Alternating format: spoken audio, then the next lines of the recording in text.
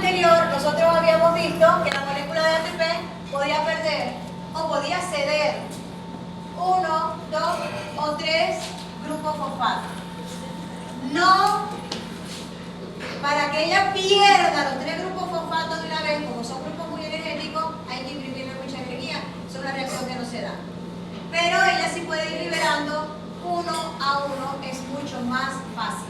Y obviamente, ¿por qué es tan fácil cederlo? Porque todos estos oxígenos que están aquí, lo que hacen es inestabilizar un poco la molécula. Quiere decir que ella está ahí unidita, pero es muy fácil poder ceder uno. ¿Por qué? Porque tanta cantidad de oxígeno cerca va a generar cierta repulsión entre estos grupos funcionales. El grupo fosfato es un grupo funcional. Cuando ella cede, esto se hace por un proceso metabolizado por unas enzimas, normalmente son las quinasas o las fosfatasas.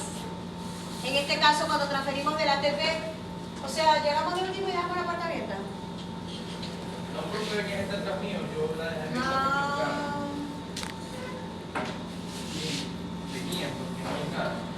Ya, venía. Me pego ya. Ok. El proceso de hidrólisis o la reacción de hidrólisis de la molécula de ATP, ¿por qué lo llamamos hidrólisis? ¿Por qué lo llamamos hidrólisis? Si yo digo que es una hidrólisis, ¿qué debe pasar? Muy bien, eso es lo que está ocurriendo. En este proceso de hidrólisis están catalizados normalmente por unas enzimas que se llaman quinasas, que las vamos a ver hasta el cansancio, así que vayan aprendiéndose. ¿Por qué las vamos a ver hasta el cansancio? Porque nada más y nada menos que transfiere el grupo fosfato, 1. Y lo acabamos de decir, todas las reacciones endergónicas van a requerir el aporte de un grupo fosfato. Las quinasas se van a encargar de eso. Esta hidrólisis de este grupo fosfato, en muchos libros dice, hay una energía que se aprovecha en el sistema cuando se rompe la molécula.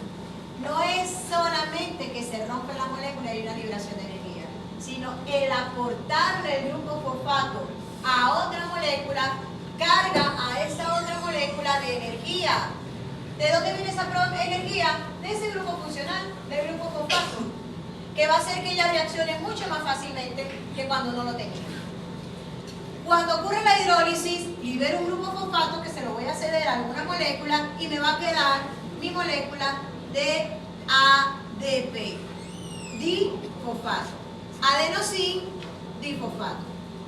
Este adenosin difosfato también pudiera ceder, ocurre un proceso de hidrólisis a través de la quinasa y entonces me va a quedar AMP, adenosin monofosfato. La siguiente, por favor.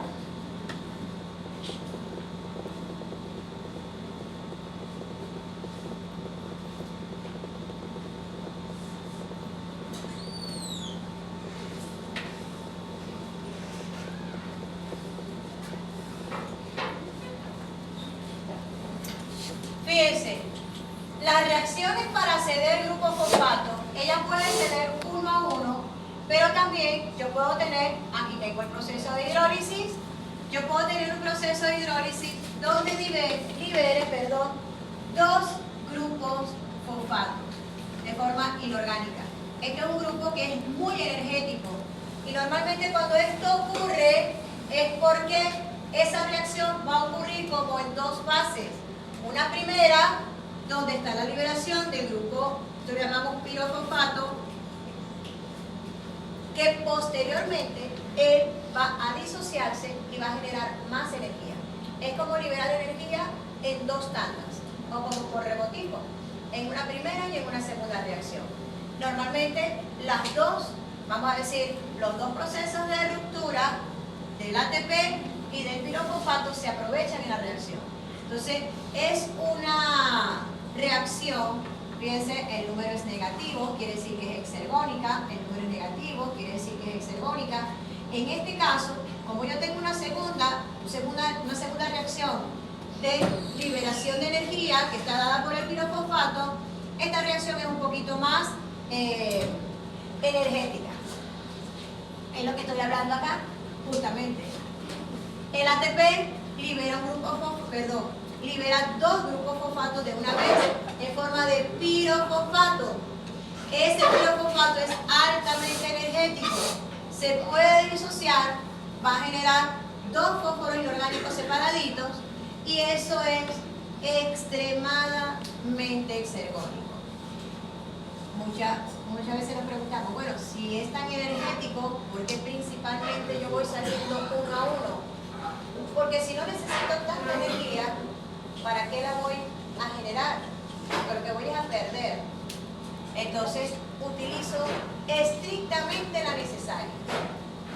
Y la energía de hidrólisis, cuando yo rompo y libero un solo grupo fosfato, la mayoría de los casos es suficiente para alimentar una reacción energónica y que se pueda dar. En estos casos es cuando son reacciones que son muy difíciles, es decir, muy energónicas, entonces tengo que tener un mayor gasto de energía. Pero si no es el caso, siempre la célula se va a ir por la energía justa que requiere en la reacción. La siguiente, por favor. Esto también se refiere a lo mismo. Fíjense que habíamos dicho que había muchas moléculas que eran fosfatágenos. El fosfonorpiruvato es una de las moléculas que tiene mayor cantidad de energía. Tenemos el carbamoil fosfato y así una serie. La creatina fosfato, que está de moda la creatina porque almacena un grupo fosfato. Y tenemos nuestra ruptura que vimos ahorita, donde liberamos el grupo pirofosfato, aquí donde generamos un fósforo inorgánico solito. Y fíjense cómo va, cuando vamos hacia abajo, va disminuyendo la energía. Todas son espontáneas, todas son exergónicas, todas tienen símbolo negativo. Pero mientras ese símbolo negativo está acompañado de un valor más elevado, quiere decir que es mucho más negativa, quiere decir que es mucho más exergónica. La cantidad de energía que libera es mucho mayor. Pero con todo y que tenemos moléculas muy energéticas, la mayoría de las veces la célula va a optar por la molécula de ATP. Para eso hay varias razones. Ya yo les digo, se las acabo de dar. ¿Cuál será? ¿Qué dijo? ¿Qué dijo Harry? ¿Qué dijo? Que es por la cantidad de energía que tiene, que es suficiente para una reacción energónica. Pero además, el ATP tiene otras virtudes que lo hace una molécula sumamente práctica para obtener energía. ¿Cuáles son esas razones? También las van a buscar. Ya llevan 3 preguntas para la semana que viene. Porque la creatina te ayuda a almacenar el ATP de forma rápida. Yo puedo generar ATP y a la medida que lo voy generando, lo voy utilizando. La célula no almacena ATP, pero la creatina es una forma de atraparlo. Solamente funciona a nivel muscular. ¿Por qué? Porque el músculo es uno de los, o la célula muscular es una de las que necesita energía más rápidamente. Entonces, en el momento en que el cuerpo necesita reaccionar rápido, fácilmente la creatina cede el ATP, cede el grupo fosfato. Entonces, a nivel muscular, nosotros utilizamos la creatina para almacenar ATP. Es la única forma. Porque de resto lo que hacemos es un general y el que vamos utilizando. Si no, almacenamos la glucosa en forma de acetilcolina. La siguiente, por favor. Entonces, claro, mientras más creatina consumas, vas a tener mayor almacén de ATP. Entonces, la gente que hace mucho ejercicio. Ok. ¿Cómo generamos nosotros ATP? Ya hablamos del ATP, hablamos de la energía, hablamos de por qué necesitamos generar energía. Necesitamos generar energía porque tenemos una cantidad de reacciones heterogónicas que tenemos que realizar. ¿Para qué? Pues para seguir vivos, así de sencillo. Así de sencillo, pero ya dije, en muchos procesos en los que intervenía el ATP. ¿Cómo lo generamos? Lo podemos generar a partir de la glucólisis. No está escrito aquí porque no forma parte del metabolismo central, pero también podemos obtener ATP a partir del rompimiento o de la degradación o oxidación de algunas proteínas o de las proteínas en general y de los ácidos grasos también, pero ellos no forman parte del metabolismo central. ¿Por qué? ¿Qué es el metabolismo central? El metabolismo central tiene las reacciones, se llaman centrales, porque todo el metabolismo que nosotros realizamos de cualquier molécula, a donde va a llegar, a donde va a desencadenar, va a ser a glucólisis, a ciclo de Krebs y a la fosforilación oxidativa. En algunos casos puede que no llegue a la glucólisis, pero va a llegar al ciclo de Krebs y va a llegar a fosforilación oxidativa. Si yo degrado proteínas, ¿a dónde van a llegar? Al ciclo de Krebs y a la fosforilación oxidativa. Si yo degrado ácido graso, ¿a dónde van a llegar? Al ciclo de Krebs y a la fosforilación oxidativa. Y el organismo además tiene la capacidad de generar glucosa a partir de algunos metabolitos procedentes de proteína y también de ácidos grasos por ti. La siguiente, por favor. Ok, ya va. Un momentico hacia atrás, me voy a devolver. ¿Por qué la glucólisis? Fíjense que ya dijimos una de las primeras características de por qué la glucólisis era tan importante y pertenecía a lo que llamamos nosotros el metabolismo intermedio o el metabolismo central. Primero, porque yo puedo obtener ATP directamente, rápidamente, a partir de la glucólisis. Ella me va a generar a mí un intermediario que posteriormente me va a generar más ATP, pero directamente ella me va a generar 2 ATP. Yo con el ciclo de Krebs puedo generar ATP, pero eso es aguas abajo. Gasto un poquito más de tiempo en generar y genero uno solo. En cambio, a partir de la glucosa puedo generar 2. Pero además, yo tengo células en mi cuerpecito, la vaca tiene células en su cuerpecito, los mamíferos, los reptiles, las aves, todos los organismos que tienen un sistema nervioso central desarrollado, el sistema nervioso central utiliza como fuente de energía principalmente a la glucosa. ¿Por qué?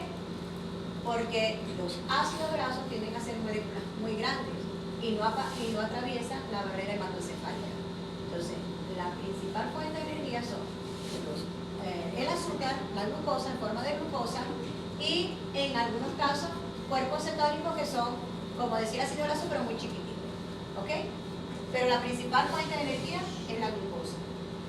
Para los glóbulos rojos, la única forma de obtener energía es a través de la glucólisis. ¿Por qué? ¿Por qué? Ustedes vieron ya histología. ¿Por qué los glóbulos rojos utilizan principalmente la glucólisis para producir energía?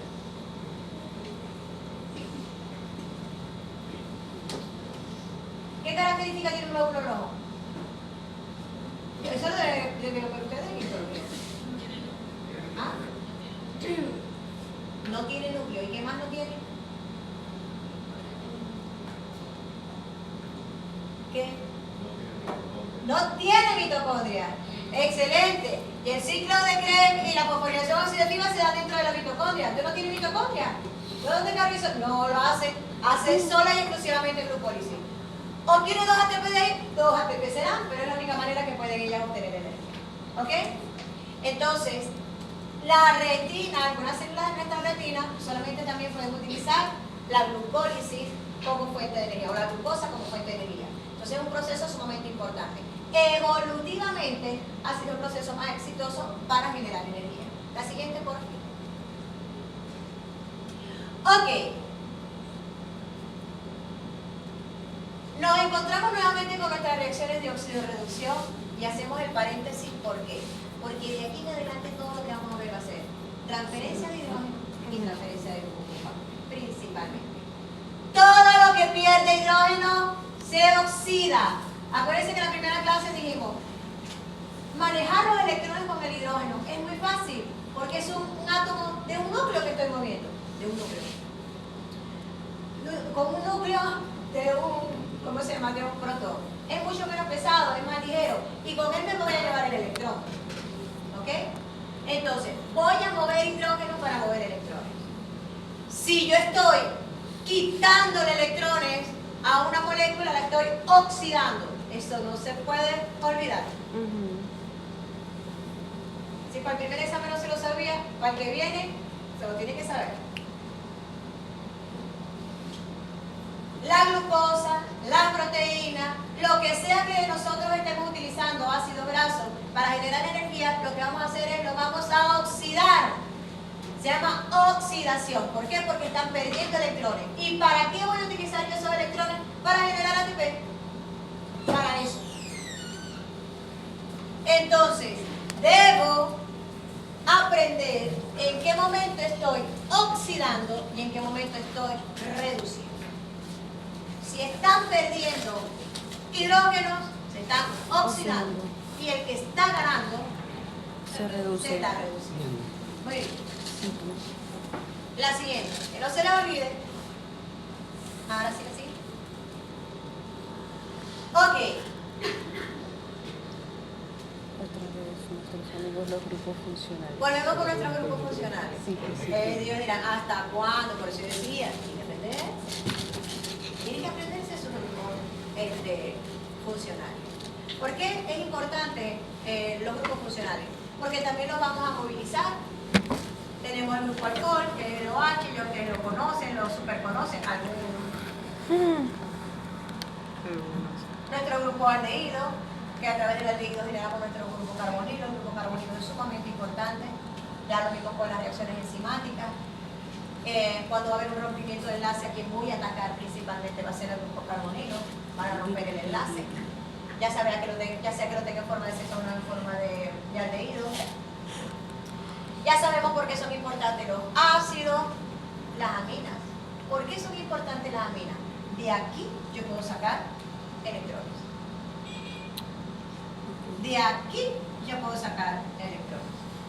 Todo lo que tenga hidrógeno le puedo quitar un electrón. Sí, Porque voy a movilizar ese grupo. Entonces yo puedo movilizar desde los grupos funcionales esos electrones. ¿Ok? Y es lo que hacemos normalmente. La siguiente, por favor.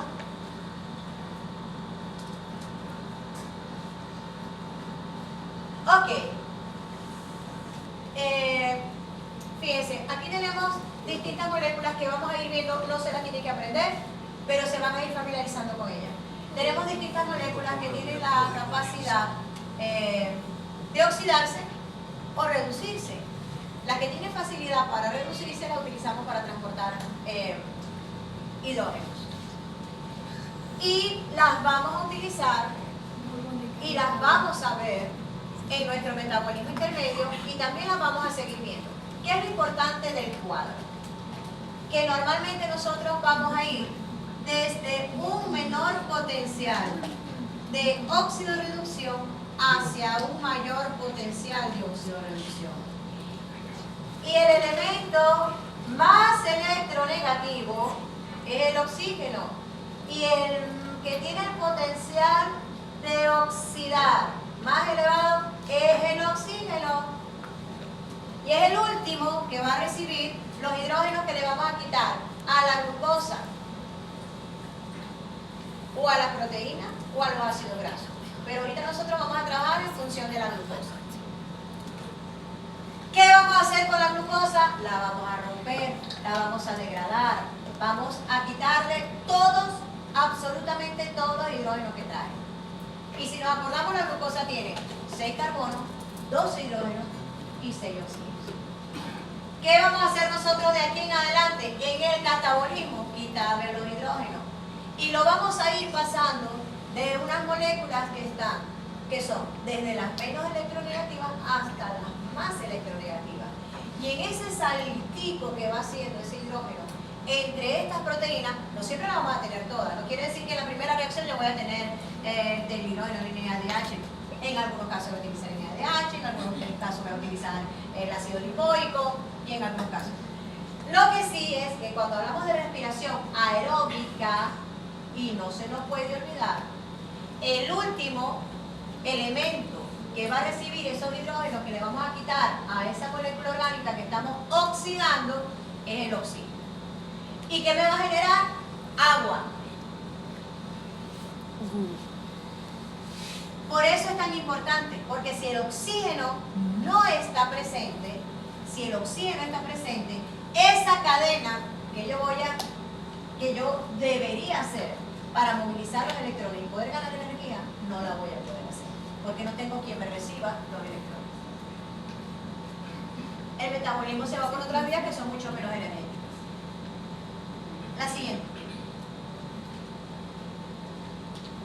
Normalmente las enzimas con las que vamos a trabajar, que tienen la capacidad de realizar o de catalizar las reacciones de oxidorreducción, son las oxidasas, las vamos a ver muy poco, las deshidrogenasas las vamos a ver hasta el cansancio, las peroxidasas las vamos a ver bajo ciertas condiciones metabólicas y la oxigenasa también bajo ciertas condiciones metabólicas que para eliminar los radicales libres que se generan durante el metabolismo.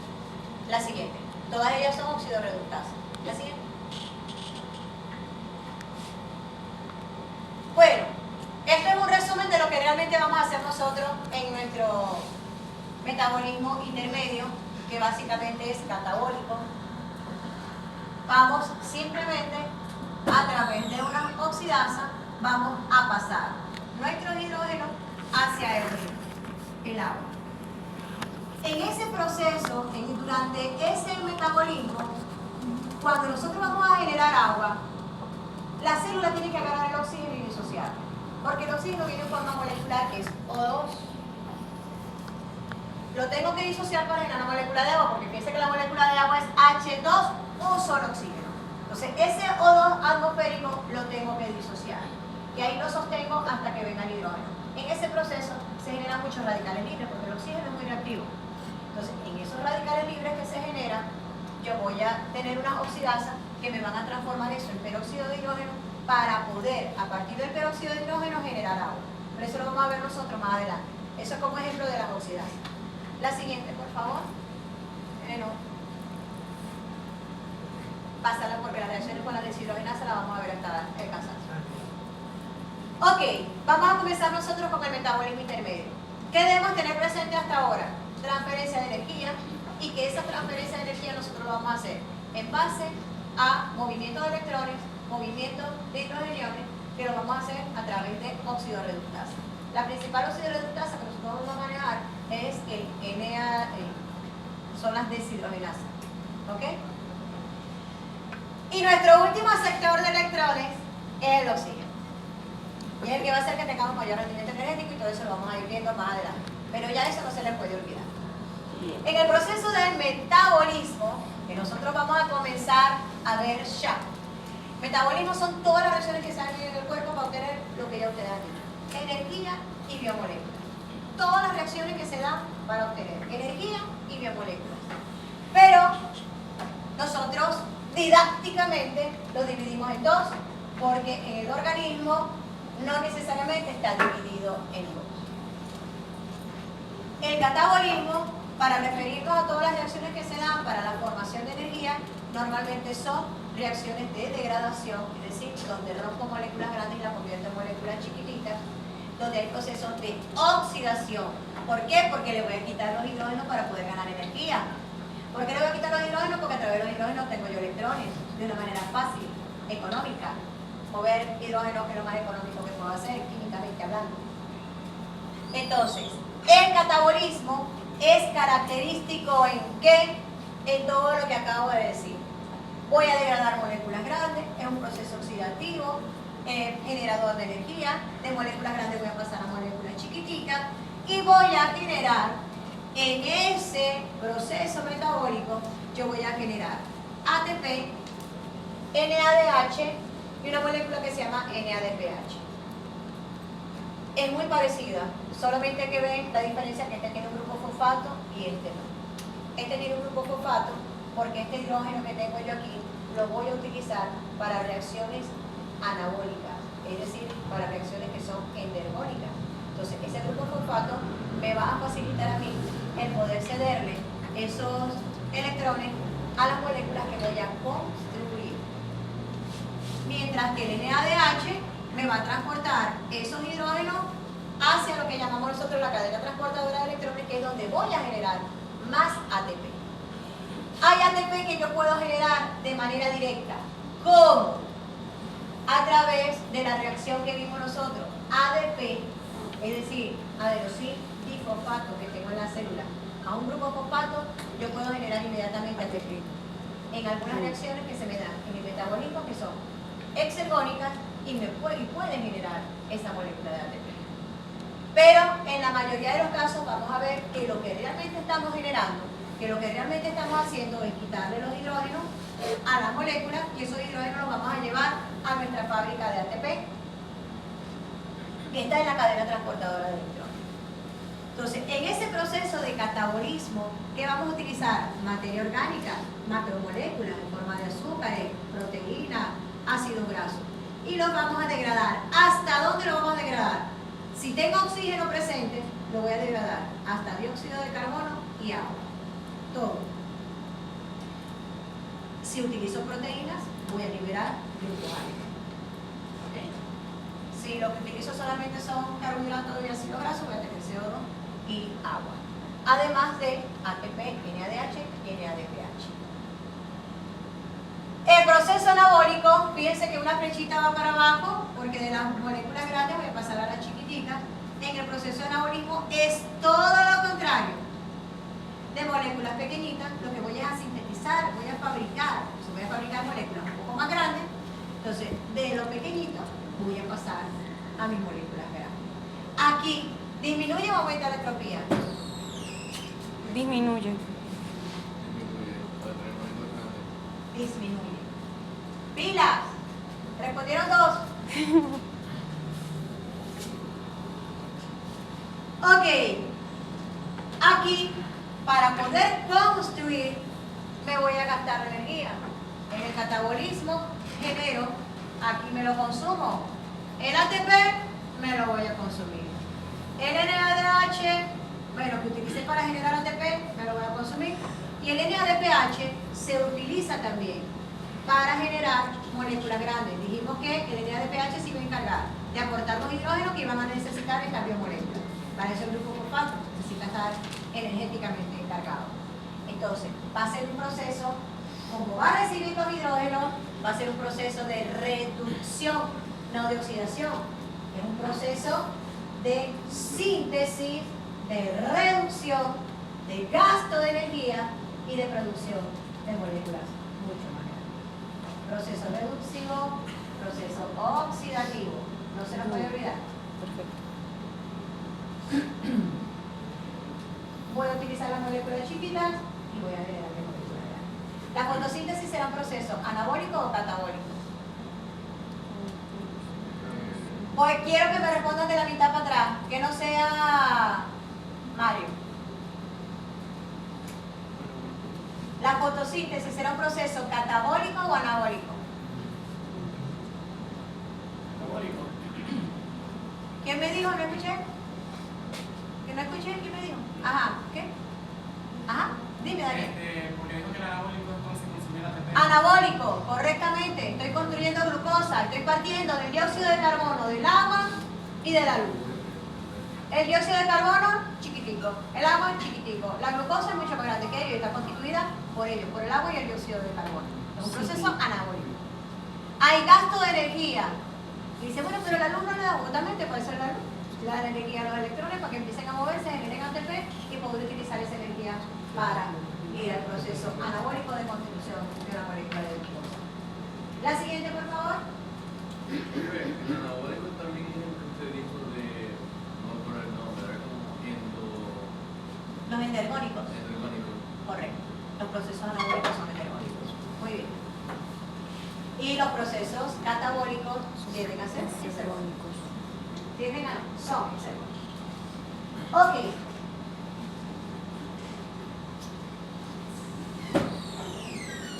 En este caso, aquí tenemos una cantidad de rutas metabólicas.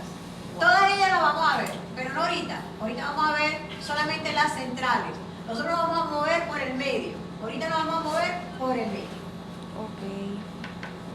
Pero, ¿qué es lo importante aquí? En el proceso de catabolismo voy a tener varias moléculas que yo puedo utilizar. Pero todas esas moléculas que yo puedo utilizar para generar energía van a converger todas en una molécula que es el acetilcoenzima. Si yo preguntara o si yo dijera o tuviera que decir si existe una molécula, que me represente el metabolismo central, es el acetilcoenzima. Porque ahí voy a coincidir yo para los procesos catabólicos de todo lo que quiera catabolizar y también para los procesos anabólicos, porque a partir de la acetilcoenzima A es que yo voy a poder sintetizar varias cosas. Si yo hablo de varias moléculas que puedo obtener en el metabolismo central, porque siempre lo voy a obtener en el metabolismo central, voy a hablar desde la glucosa. Glucosa, acetilcoenzima A, puedo meter al piruvato allí porque lo voy a obtener. Entonces puedo hablar de la glucosa, el piruvato, la acetilcoenzima A. Y además el ATP y el NADH. Porque el ATP y el NADH siempre van a estar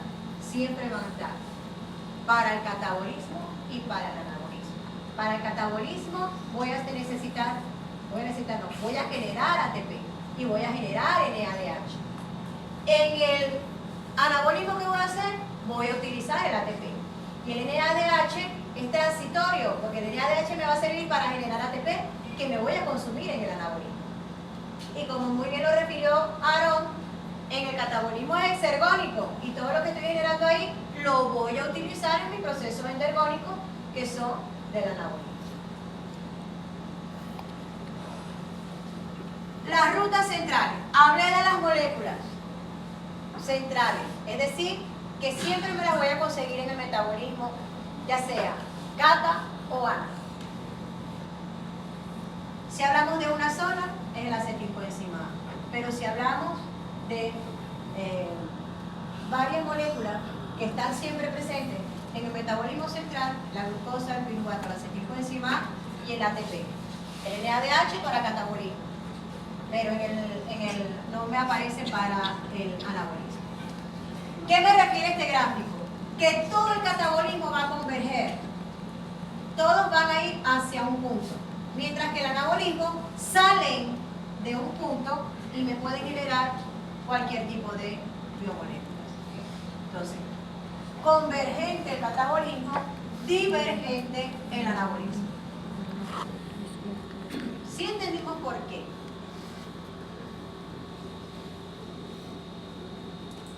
¿No entiende por qué es convergente y por qué es divergente? Si yo digo que en el distribuidor de delicias es un centro convergente y divergente, ¿por qué? O el centro, vamos a hacerlo más claro. ¿Por qué el centro de cada ciudad es, valga la redundancia, lo llaman centro? ¿Por qué? Porque ese lugar yo lo llamo centro. Que todas las rutas llevan a un mismo lugar. Todo el mundo va a converger. Ahí todo el mundo y la mayoría de las actividades van a converger allí. Es lo que está pasando. Pero del centro también divergen, salen. Todas van a llegar allí, pero de allí se van a distribuir también. Usted deja la plática ahí en el centro, usted va y compra. Pero y deja la plática ahí. ¿Y esa plática qué hace? Se reparte.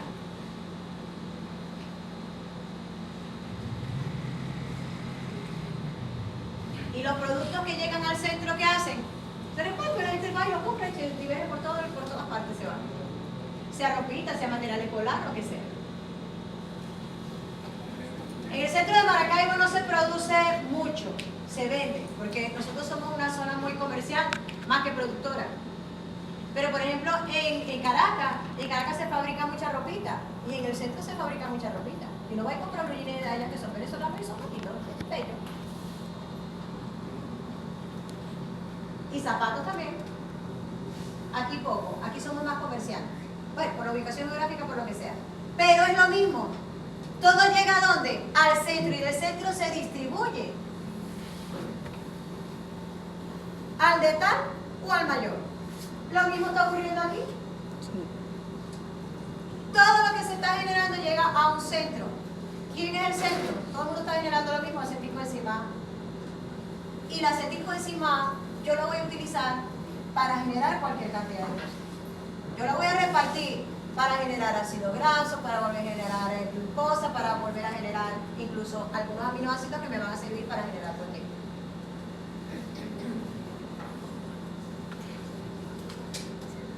Por eso, esto lo llamamos convergente, porque todo lo que yo estoy generando va a llegar a un solo punto, a un único punto, que es una molécula en común. Todos van a originar una misma molécula. La van a originar. Entonces van a converger.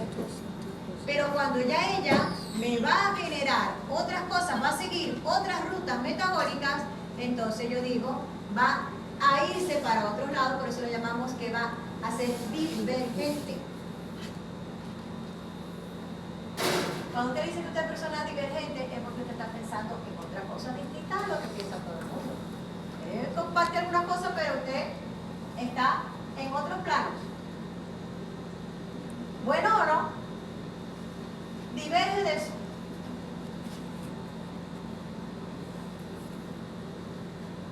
Divergencia, distintos, puntos distintos. ¿Lo entendimos? Sí. Ok, la siguiente.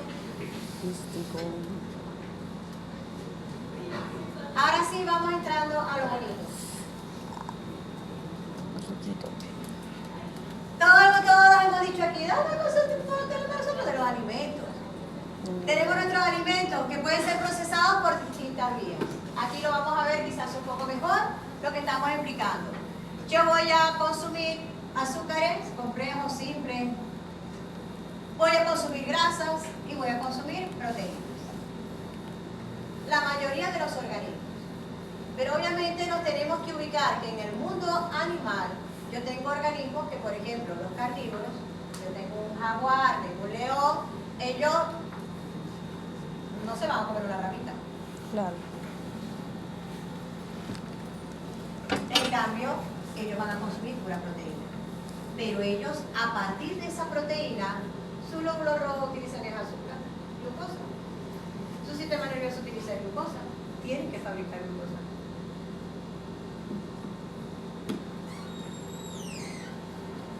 Los que sí consumimos azúcares y grasas, además de proteína, vamos a tener lo que llamamos el metabolismo central.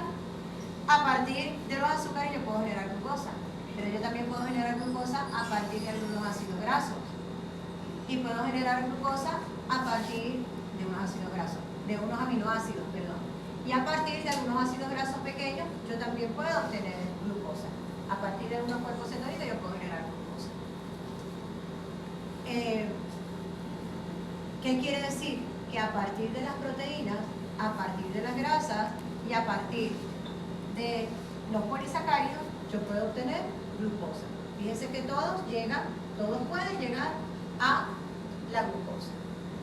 Obviamente, ¿cómo voy a procesar la glucosa inicialmente? A través de un proceso que llamamos glucólisis. ¿Qué hace la glucólisis? Rompe la molécula de glucosa, la convierte en otras dos que son un poquito más chiquitas que se llaman el piruvato. Y ese piruvato, si estamos en presencia de oxígeno, va a generar acetilcoenzima. Este acetilcoenzima yo lo voy a generar a partir de la glucosa que viene directamente de los carbohidratos. Yo lo puedo generar a partir de los ácidos grasos. Por betaoxidación yo puedo generar acetilcoenzima por cantidades industriales y puedo generar a partir de la degradación de algunos aminoácidos, yo puedo generar acetilcoenzima. Quiere decir que dentro del proceso catabólico, a partir de los azúcares, a partir de las grasas y a partir de las proteínas, yo puedo generar tanto glucosa como acetilcoenzima. Este acetilcoenzima, cuando va a generar energía, cuando está dirigido a producir energía, entra en una ruta metabólica que llamamos el ciclo de Krebs. Hay algunos aminoácidos que simplemente con quitarle el grupo amino, yo lo puedo introducir en el ciclo de Krebs. Vamos a ver más adelante de qué forma ocurre eso. Entonces, ¿por qué lo llamamos metabolismo central? Porque todos los caminos conducen a Roma. Todos los caminitos, todo el metabolismo de todo lo que nos estamos consumiendo nos va, para generar energía, se van a ir por la misma ruta metabólica. ¿Qué vamos a obtener nosotros en este interín, en todos estos procesos? ATP. A partir de azúcares, a partir de grasas o a partir de proteínas. ¿Vamos entendiendo un poquito mejor? La siguiente. Aquí está nuestra linda mitocondria. En la mitocondria nosotros vamos a irnos ubicando en el tiempo y en el espacio. La glucólisis ocurre en el citoplasma, por eso decíamos que los glóbulos rojos sí podían generar glucólisis. Podían utilizar la glucosa, pero no se iban a ir ni por la ruta metabólica del ciclo de Krebs, ni por la decarboxilación de piruvato. ¿Por qué? Porque los glóbulos rojos no tenían mitocondria. Entonces simplemente iban a llegar hasta aquí. Iban a usar la glucosa, nada más, para generar energía. Devuélvete al anterior, Cristian, por favor. Fíjense, nosotros estamos diciendo que a partir de los aminoácidos yo puedo generar acetilcoenzima.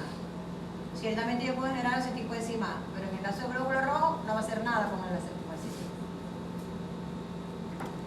A partir de los ácidos grasos yo puedo obtener acetilcoenzima que va a entrar en el ciclo de Krebs, va a producir mucha energía, pero nada va a hacer el glóbulo rojo con eso, no lo puedo usar. No tiene mitocondria. Para poder yo procesar el acetilcoenzima necesito la mitocondria. Claro. Entonces, hay células donde solo voy a llegar hasta aquí. Ok. Hasta aquí hago la glucólisis, piruvato y ya, no entro para acá. ¿Por qué? Porque no tiene mitocondria. Y en el caso del sistema nervioso central ya dijimos por qué. Solamente la glucosa atraviesa la barrera hematoencefálica, pero sí se puede ir por toda la vía, si hace todo esto. La siguiente. Nos vamos otra vez. Ok, en la mitocondria va a ocurrir lo siguiente. El proceso en el que el piruvato me va a generar acetilcoenzima A, se da aquí, porque las enzimas que yo necesito para generar ese acetilcoenzima A partir del piruvato, que lo generé a partir de la glucosa, está aquí dentro de la mitocondria. ¿Qué puedo hacer yo solamente en el citoplasma? Este pasito que está aquí, de glucosa, pasar al piruvato. ¿Qué otra cosa pudiera ocurrir? Que yo tenga mitocondria y no tenga oxígeno. Si no tengo oxígeno, tampoco me voy a ir por aquí. Más adelante vamos a ver por qué. Por los momentos que tenemos que saber, el proceso de glucólisis se va a dar en el citoplasma, mientras que dentro de la mitocondria, por eso la llamamos el centro energético, porque es donde yo voy a generar este acetilcoenzima A. En este interín voy a generar NADH, aquí voy a generar cantidades industriales de NADH, cantidades industriales no, pero sí bastante. NADH, que lo voy a utilizar aquí mismo dentro en la mitocondria, en la cadena transportadora de electrones, que es lo que me va a generar ATP y agua. ¿Por qué agua? Porque el último sector de la cadena de electrones es el oxígeno. Y si el oxígeno acepta los electrones en forma de hidrógeno, me va a generar agua. La siguiente, por favor, en el interín, ¿qué genere? Seguimos en lo mismo. Así que si lo pregunto en el examen, son duros de verdad de roer. Todos los caminos conducen a Roma. Yo puedo llegar al ciclo de Krebs a través de la acetilcoenzima A. Sí. ¿Quién me va a generar acetilcoenzima A? Los polisacáridos. Las proteínas pueden generar en parte acetilcoenzima A y aparte pueden entrar ellas directamente al ciclo de Krebs, y los lípidos me van a generar a través de la oxidación acetilcoenzima A. Obviamente, si yo estoy en este proceso de moléculas grandes generar el acetilcoenzima A, estoy en proceso catabólico. Ya lo vimos en la primera reacción donde convergíamos y divergíamos. En fin. ¿Qué tenemos que ver? Para yo poder utilizar una proteína como fuente de energía, yo la descompongo en sus aminoácidos. Yo los aminoácidos los tengo que quitar el grupo amino, porque ese grupo amino me molesta para generar energía. Una vez que le quito el grupo amino a algunos aminoácidos, ellos pueden entrar directamente en el ciclo de Krebs, y hay algunos que me van a generar piruvato y a través del piruvato generan acetilcoenzima. Los lípidos, realmente los convierto, los degrado a ácidos grasos, porque los lípidos pueden venir en distintas formas, triglicéridos, colesterol. Los triglicéridos los transforman en ácidos grasos, y esos ácidos grasos por esa oxidación me van a generar acetilcoenzima. Acetilcoenzima A se va al ciclo de Krebs, ¿y qué va a generar? ATP. Obviamente como residuos, agua y dióxido de carbono. La siguiente, por favor,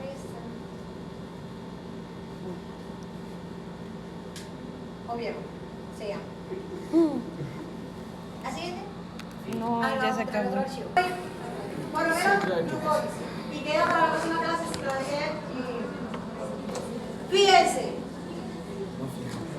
La semana que viene no voy a dar consulta el martes, sino que la consulta va a quedar para el mismo día de la clase.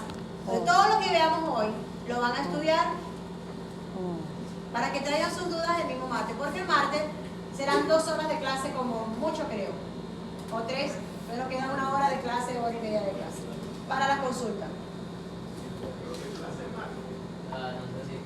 El jueves, porque no voy a dar el martes clase. La siguiente.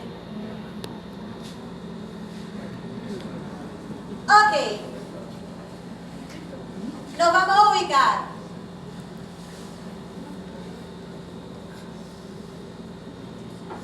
¿Dónde ocurre el metabolismo? ¿De qué vamos a hablar? Estamos hablando ya de metabolismo celular. Pero previo al metabolismo celular es algo muy sencillo. Yo no puedo meter un bistec dentro de una célula. Yo no puedo meter una papa dentro de una célula. Yo no puedo meter un cambur dentro de una célula. No. Tengo que digerirlo, convertirlo en moléculas que puedan entrar a la célula. Luego del proceso de digestión, que lo convierto en moléculas que puedan manejar a nivel celular, entonces algunas llegan directamente hasta el hígado y el hígado hace su distribución al resto del cuerpo.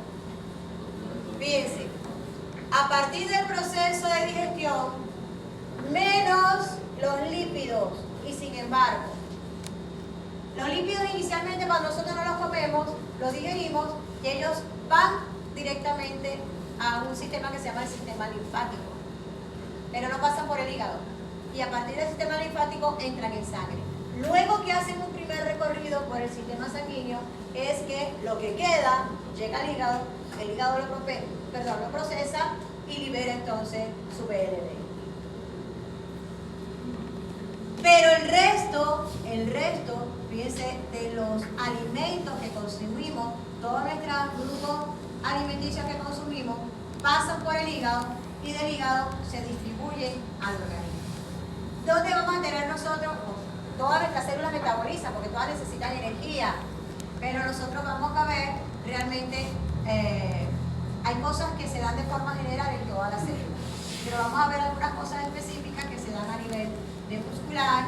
Obviamente el páncreas está muy involucrado con el metabolismo porque desde el punto de vista hormonal va a regular rutas metabólicas y obviamente nuestro sistema sanguíneo va a estar muy involucrado, no solamente porque va a repartir, sino porque también cuando nosotros nos introduzcamos un poquito más en el metabolismo, vamos a ver que ahí también vamos a tener algunas enzimas que se van a encargar de liberar algunos grupos, como por ejemplo los ácidos grasos, los triglicéridos.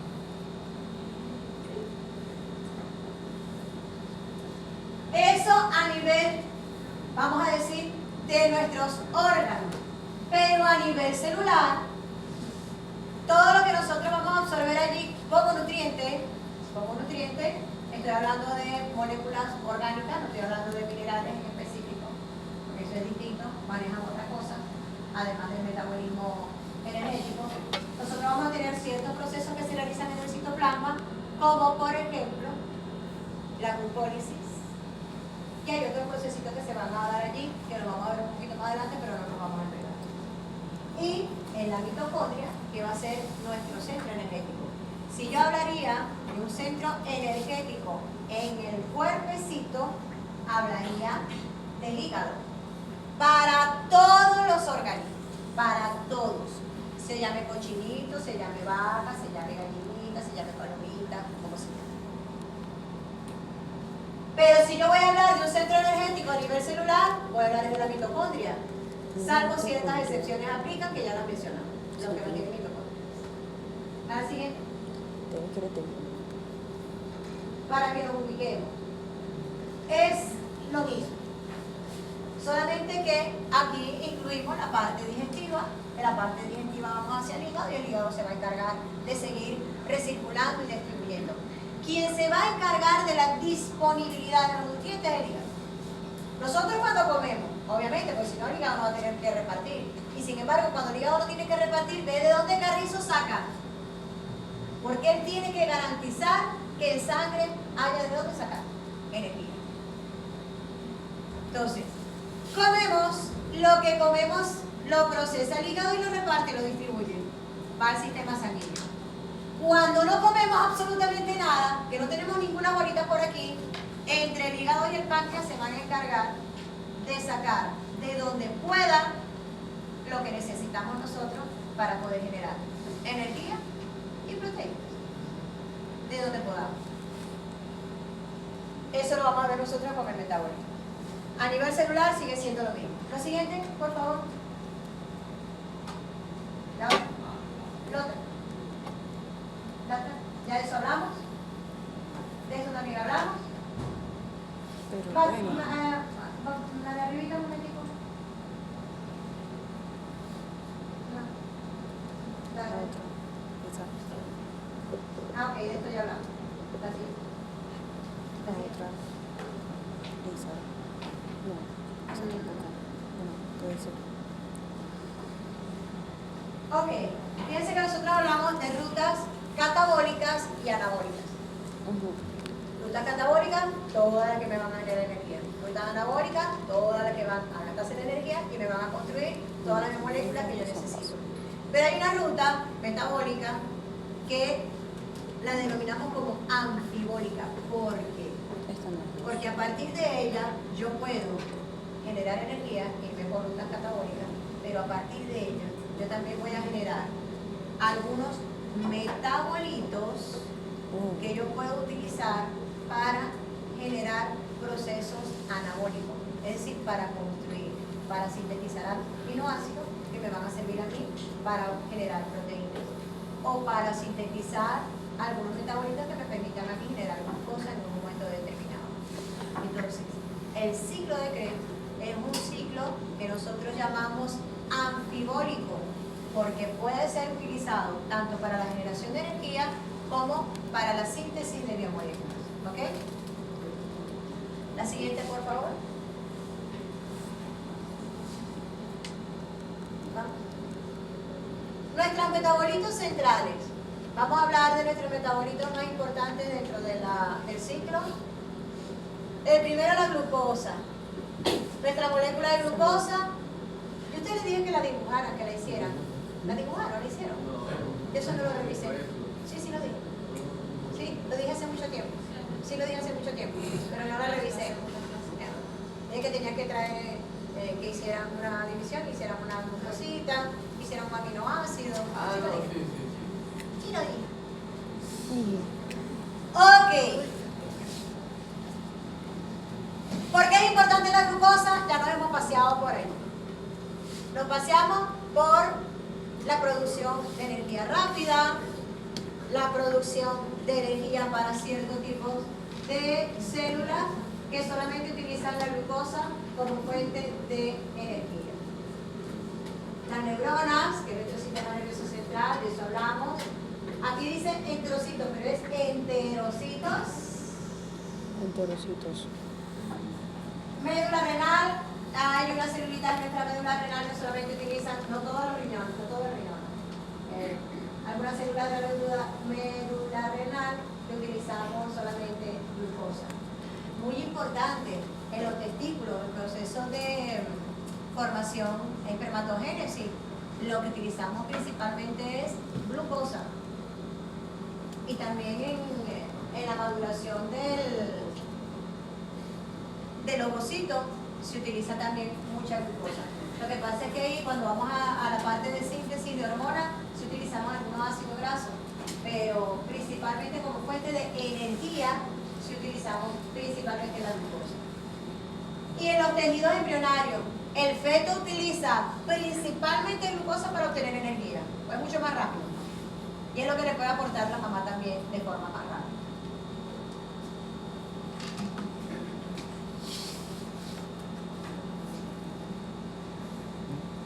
Fíjense, la glucosa, así como yo la puedo utilizar para generar energía, cuando tengo exceso de glucosa, yo puedo utilizarla para generar, la voy a almacenar y voy a generar algunos elementos. Cuando yo hablo de la biosíntesis del triglicérido, los triglicéridos es la forma en la que nosotros almacenamos la energía en forma de grasa. La grasa que almacenamos son los triglicéridos. Y cuando yo tengo exceso de glucosa, voy a generar mucho acetilcoenzima. Y ese acetilcoenzima yo lo voy a utilizar para generar triglicéridos. Por eso cuando usted consume mucho carbohidrato, tiende a almacenar mucha grasita, porque esa glucosita usted la está transformando en grasa.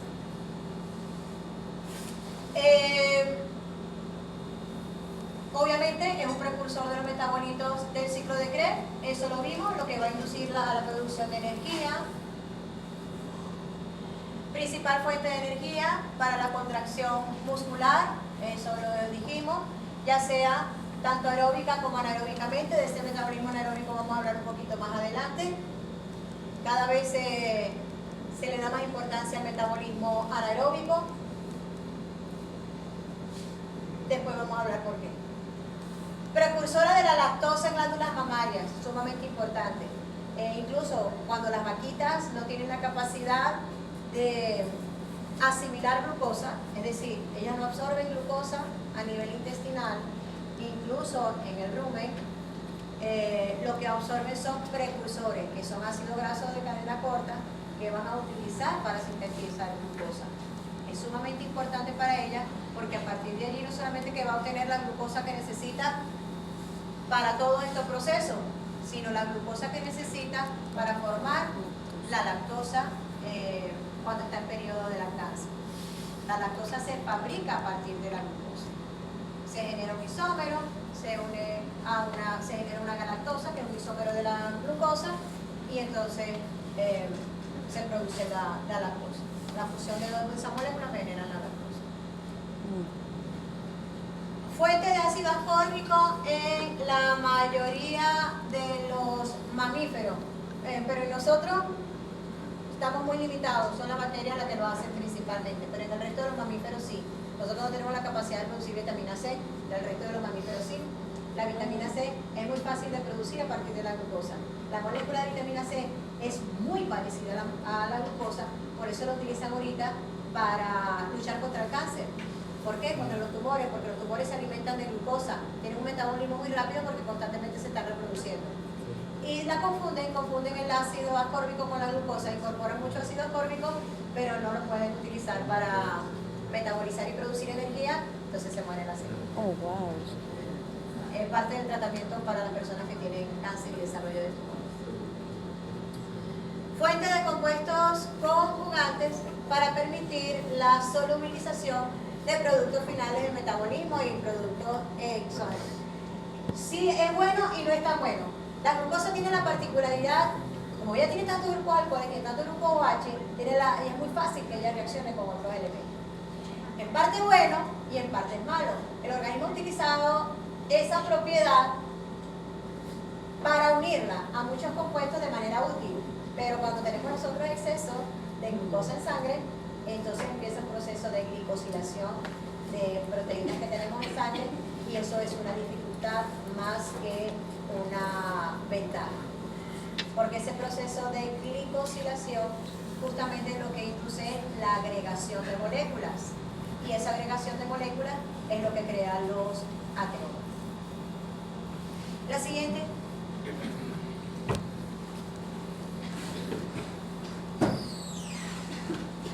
¿Cómo utilizamos la glucosa? La utilizamos a través de un proceso de glucólisis. También la podemos utilizar por la ruta de la pentosa fosfato para generar dos elementos que son sumamente importantes. Sí se genera energía, pero no es la principal, vamos a decir que no es lo que motiva la ruta metabólica. Esta ruta metabólica se genera principalmente para generar la ribosa. Acuérdense que la ribosa forma parte del ATP y de todos nuestros ácidos nucleicos, llámese ARN o ADN. Todo lo que es el NAD, el FAD, el ATP, ADN y ARN necesita de la ribosa. Sin ribosa no hay. Y también la podemos utilizar almacenándola en forma de ácidos grasos, en forma de glucógeno y también en forma de ácidos grasos. Almacenamiento quita en forma de glucógeno. Los animales la almacenamos en forma de glucógeno, pero los organismos vegetales la almacenan en forma de almidón. Pilas con eso. Y los microorganismos tienen la capacidad también de generar, no realmente esos gránulos tan grandes, pero sí algunas inclusiones de glucógeno. Ya lo mencionamos de forma indirecta a través de los ácidos grasos. Entonces fíjense, nosotros tenemos mecanismos para almacenar glucosa, pero no tenemos mecanismos para almacenar proteína. Por eso cuando las utilizamos para como fuente de energía, lo que hacemos es prácticamente autofagia, a menos que usted coma exceso de proteína. En los procesos, para yo poder sintetizar glucosa, lo hacemos a través de la fotosíntesis, directamente a partir del dióxido de carbono, porque es un elemento más esencial, y el agua, pero también la podemos obtener a partir del glucógeno. Nosotros almacenamos glucógeno y en el momento en que necesitamos glucosa, rompemos esa molécula. Eso se llama glucógenólisis. Pero también la podemos obtener a partir de unos ácidos grasos pequeñitos, por eso dije, nosotros sí podemos sintetizar glucosa, pero a partir de unas moléculas más pequeñitas, no a partir de lo que llamaríamos nosotros de nuevo, o sea, a partir de sus moléculas más esenciales no tenemos esa capacidad. Pero a partir de otras moléculas más pequeñitas sí tenemos capacidad a través de un proceso que vamos a llamar gluconeogénesis. Eso lo vamos a ver mucho más adelante en el metabolismo de carbohidratos. La siguiente. Nuestra otra molécula estrella, ya dijimos que si existiera una molécula central, tenemos que fuera el acetilcoenzima A. El acetilcoenzima A lo vamos a ver muchísimo. Primero, ¿qué tiene de bueno el acetilcoenzima A? El acetilcoenzima A tiene dos cosas buenas. Tiene un grupo acetilo que tiene dos grupos de carbono que están hidrogenados, y a partir de ellos nosotros vamos a obtener mucho hidrógeno, energía. Y el CoA es una estructura, una molécula energética, tiene el grupo fosfato. Este CoA, cuando acompaña al acetil, lo hace muy energético y puede entrar entonces prácticamente a cualquier lugar. Esa es una de las grandes virtudes que tiene el acetilcoenzima. Y como es una molécula relativamente pequeña, entonces la podemos transportar con facilidad, y por eso es que se utiliza tanto para sintetizar o para generar energía. La siguiente, por favor. Esta es nuestra molécula de acetilcoenzima A. Fíjense, tiene que tenía su grupo fosfato porque tiene prácticamente un ATP incorporado. Pero no es como ATP, sino como ADP. Y además tiene un ácido pantoténico, que es un derivado de nuestras vitaminas, y tiene un mercatoil. Pero fíjense que es una molécula muy grande que va a transferir un grupo pequeñito, que es el grupo acetil. Pero esta es una molécula que se va a encargar de que ese acetilcoenzima A lo podamos utilizar para muchas cosas. La siguiente. El ATP ya lo conocemos. La siguiente.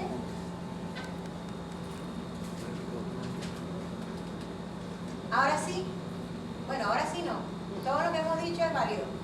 Pero vamos a entrar en calor con nuestra ruta metabólica. La primera ruta metabólica que vamos a ver nosotros es la glucólisis. Vamos a ver en qué se basa la glucólisis. Glucólisis. Voy a romper. Lisis es el rompimiento de la glucosa. La molécula de glucosa, la primera reacción que va a tener en esta ruta metabólica, o lo primero que va a generar en esta ruta metabólica, va a ser dos moléculas de piruvato. El piruvato tiene cada uno de ellos 3 carbonos. Si recuerdan, la glucosa tiene 6 y la vamos a romper en 2. Para poder llegar aquí, nosotros nos vamos a pasear por 10 reacciones. En esas 10 reacciones, nosotros ¿qué vamos a generar? En esas reacciones vamos a ir modificando, vamos a cargarla energéticamente, la vamos a ir llevando poco a poco hacia el piruvato, y en ese interín que yo la voy llevando hacia el piruvato, voy aprovechando algunos hidrógenos y voy a generar NADH. Y también voy a aprovechar la energía de algunas reacciones y voy a generar ATP. Este ATP que nosotros generamos directamente, sin tener que pasar por el NADH, lo llamamos producción de ATP a nivel de sustrato. Mientras que el ATP que yo voy a generar posteriormente a partir del NADH, lo voy a generar en la cadena transportadora de electrones, a través de una enzima que se llama ATPase. Pero entonces tengo esas dos formas. Aquí a nivel de sustrato, porque tengo suficiente energía para unir un grupo fosfato a un ADP y generar ATP, o lo puedo generar en la cadena transportadora de electrones posteriormente. Pero lo que yo hago en la cadena transportadora de electrones es irle sacando energía poquito a poco para poder, vamos a decir, sacarle la suficiente energía para generar una molécula de ATP. Pero aquí en este proceso de generación de las dos moléculas de piruvato, yo voy a generar algunas moléculas que son tan energéticas que yo a partir de ellas directamente puedo generar ATP. Desde el punto de vista didáctico, se ha dividido en la glucólisis en dos etapas, una que llamamos de inversión y otra de producción. ¿Qué tiene que ver la glucólisis y el catabolismo con la primera y segunda ley de la termodinámica? Muy sencillo. La primera ley de la termodinámica nos dice que la energía no se destruye y tampoco se crea, sino que se transforma. ¿Y qué estamos nosotros haciendo? Justamente transformando la energía potencial química que tiene la molécula de glucosa, en donde en sus enlaces y en su hidrógeno, para transformarla en una energía química aprovechable para nosotros, en forma de ATP. Simplemente lo que estoy haciendo, la energía contenida en esta molécula, la estoy sacando y la estoy convirtiendo en una forma de energía que yo pueda utilizar y que yo pueda aprovechar. La primera ley de la termodinámica, transformación de la energía. Y la segunda ley de la termodinámica me habla de el incremento de la entropía.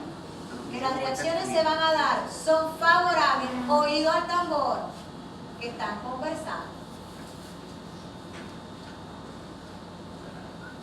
La energía es favorable para el proceso siempre y cuando se incrementen los niveles de entropía. Y aquí nosotros estamos incrementando el nivel de entropía. ¿Por qué?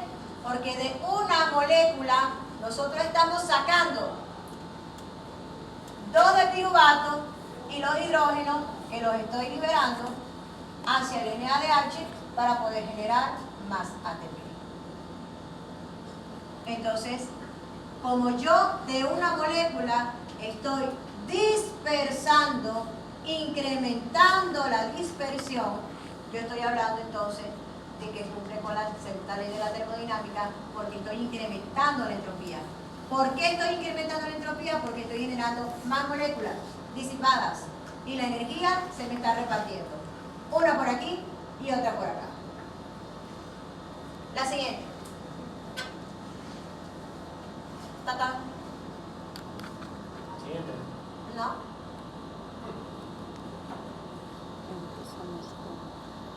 Aquí tenemos las primeras reacciones de la glucólisis.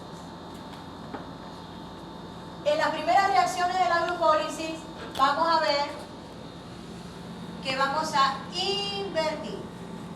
Cuando nosotros decimos que no gasto, sino que invierto, cuando su papá dice, no, si yo estoy invirtiendo en la educación de ese muchacho, es porque usted más adelante va a ser más productivo de lo que ya es. Hoy usted es productivo, pero más adelante va a ser mucho más productivo. Cuando tenga más conocimiento y sepa qué cosas maravillosas puede hacer con su conocimiento, usted va a ser mucho más productivo. Entonces, ¿qué hacemos con la glucólisis? Hacemos una inversión inicial porque sabemos que este proceso va a ser más productivo. Quiere decir que lo que yo voy a obtener al final debe tener una ganancia, debe ser mayor que lo que voy a invertir. Pero inicialmente yo tengo dos reacciones que llamamos reacciones de fosforilación. Su nombre lo dice. Voy a fosforilar en las primeras reacciones. Voy a fosforilar en la primera, voy a hacer una isomerización en la segunda y voy a fosforilar en la tercera. Cuando hablo de isomerización, ya nosotros hemos pasado y hemos dicho que existe una isomerasa, que el proceso de isomerización es simplemente un rearreglo molecular. Ya ustedes deberían de saber lo que es la isomerización. Entonces, ¿qué vamos a hacer inicialmente? Siempre que la glucosa entra a la célula, lo primero que hace la célula para que esa glucosa no se vaya a devolver por su transportador es fosforilarla. Ella en ese momento no sabe si se va para glucólisis, si se va para la ruta de la pentosa fosfato, ¿qué va a hacer? Inmediatamente que entra es fosforilada por una enzima que dijimos que se iban a llamar quinasas. ¿Qué hacen las quinasas? Las quinasas transfieren un grupo fosfato desde el ATP hacia una molécula, cualquiera que sea. La quinasa lleva un grupo fosfato desde el ATP hasta una molécula. En este caso, la molécula que se va a fosforilar es la molécula de glucosa que voy a obtener.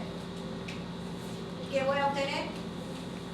Voy a quitarle un grupo fosfato, se lo voy a pasar a la glucosa y me va a quedar glucosa 6-fosfato. ¿Qué me indica el 6? Que voy a fosforilar en la posición 6, en el carbono 6 de la glucosa. Aquí tiene su dibujito de la glucosa. Tengo mi carbono número 1, número 2, número 3, número 4, número 5 y número 6. ¿Dónde voy a fosforilar? En el carbono 6. Luego, a través de una isomerasa, una enzima que va a catalizar la isomerización de glucosa, voy a pasar a fructosa 6-fosfato. Quiere decir que la fructosa es un isómero de la glucosa. Va a tener sus 6 carbonos, sus 12 hidrógenos, sus 6 oxígenos, solo que lo va a arreglar de una forma distinta. Cuando decimos que se fosforiliza es que se agrega un grupo fosfato. Sí.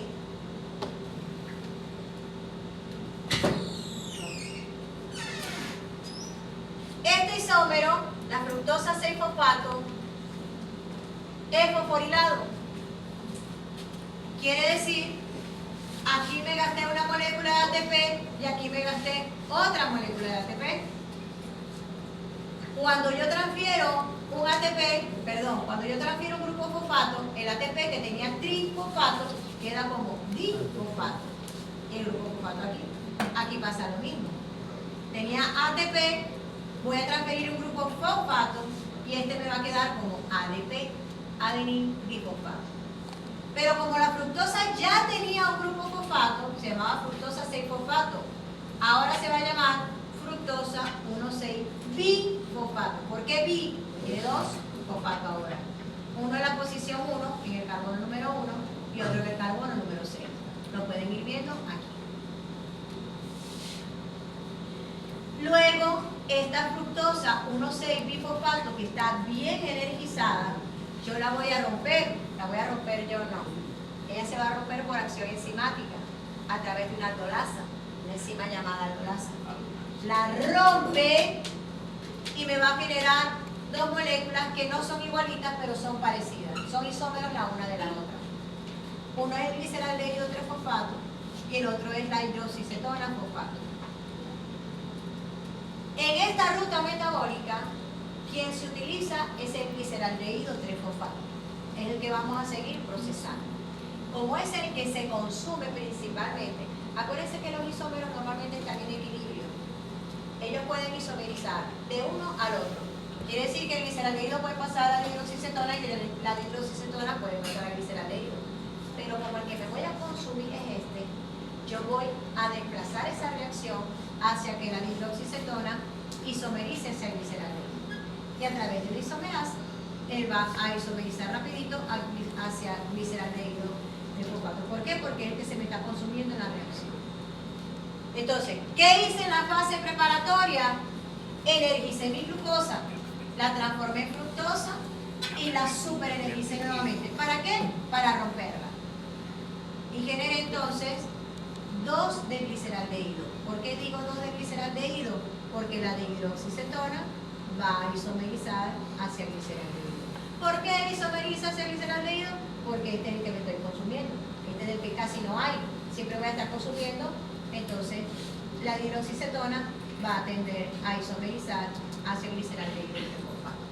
La siguiente, por favor. Profe, Dígalo. ¿el gliceraldehído también se puede isomerar?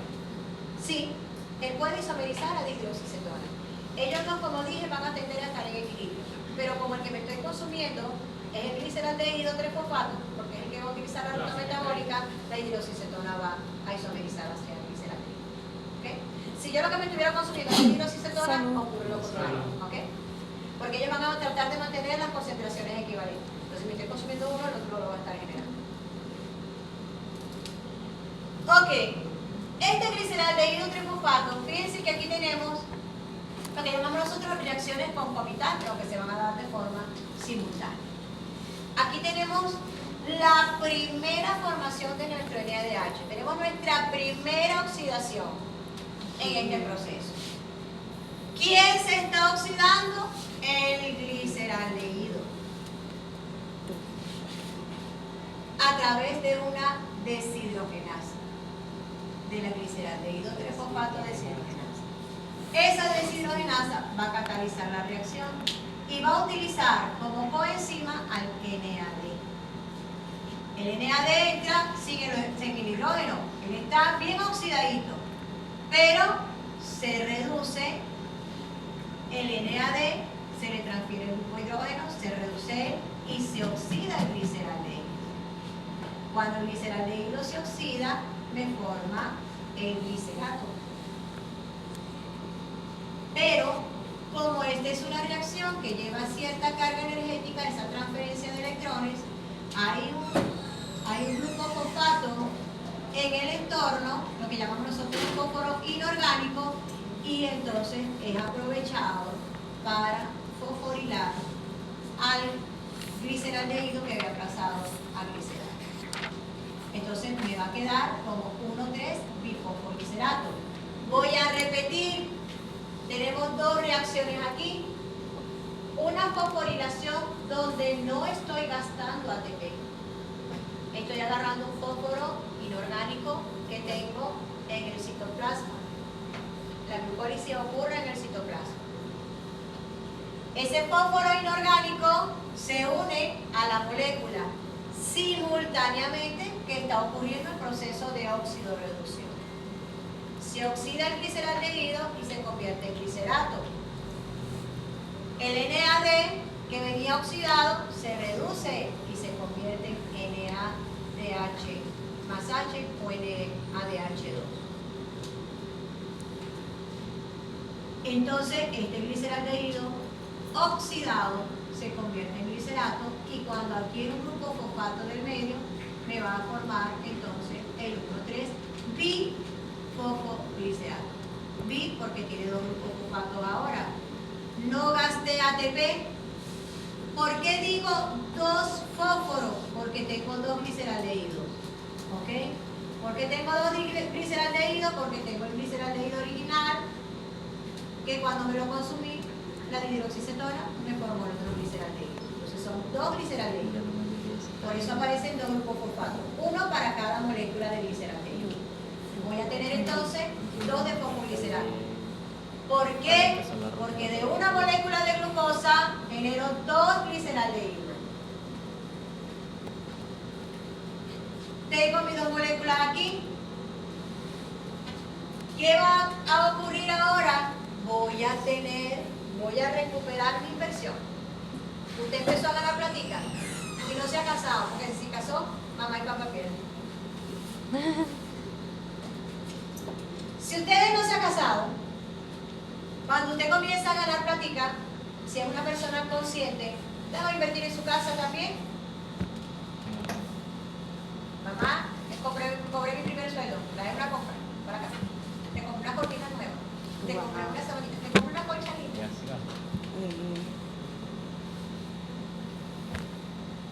Se recupera la inversión. Pero su mamá, con verlo graduado a usted, eso para ella está pagado, cancelado, pagó intereses, creces y demás. Pero él es agradecido, igualito le va a dar a su mamá su alegría y a su papá.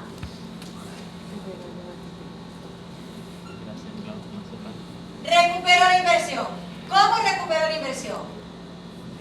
El 2,3-gliceraldehído bifosfato o el bifosfoglicerato es suficientemente energético y puede fosforilar a una molécula de ADP. Colocamos dos porque tengo dos bifosfogliceratos.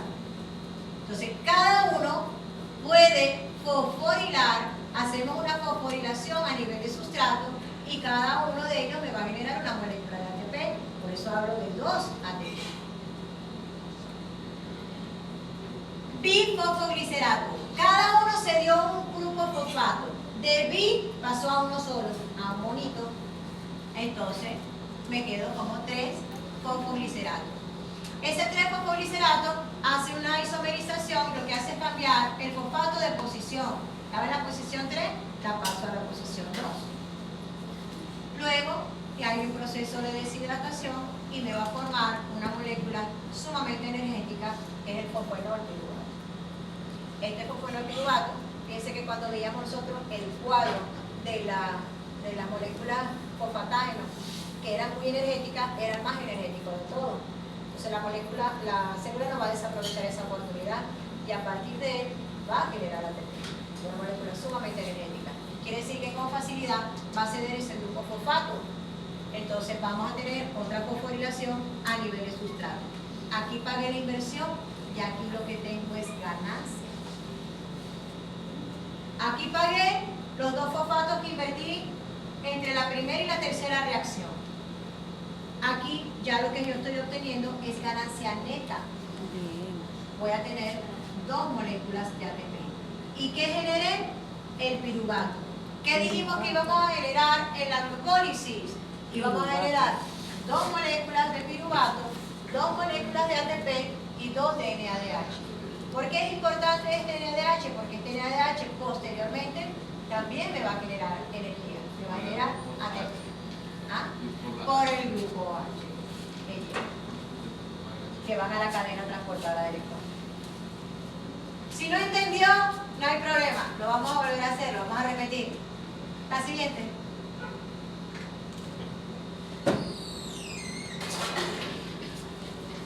Ahora lo va a ver, quizás mejor. Aquí tengo, antes de que nosotros continuemos, isómeros de la glucosa.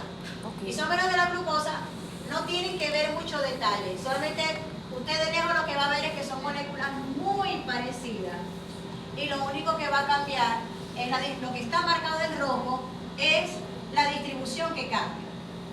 Originalmente tengo la glucosa, aquí tengo a la galactosa y aquí tengo a la fructosa, para que usted vea cómo fácilmente puede isomerizar a cualquiera de ellos, dependiendo de la enzima de la isomerasa que esté participando. ¿Ok? No más. La primera reacción, la primera inversión de energía, lo primero que hace la célula es fosforilar a la glucosa. Hay gasto de ATP, eso lo hace una quinasa, dijimos. En este caso lo llamamos exoquinasa o glucoquinasa. Ok. Dependiendo de esté ubicada, hígado, riñón, va a llevar el nombre de exoquinasa o glucoquinasa. Lo importante que usted sepa es que es una quinasa. Es una quinasa dependiente del magnesio. Fíjense, acuérdense que nosotros en catálisis enzimática decíamos que había algunos iones metálicos que iban a participar en la catálisis. En este Muchos caso, factores. no es para atraer el sustrato, es para estabilizar a la molécula de ATP mientras ocurre la reacción. Del ATP, yo le transfiero un grupo fosfato, dijimos que lo transferíamos en la posición 6 y se me va a formar la glucosa 6-fosfato. El ATP, que era trifosfato, al ceder un grupo fosfato queda como ADP, como difosfato. Me voy a la segunda reacción, la isomerización.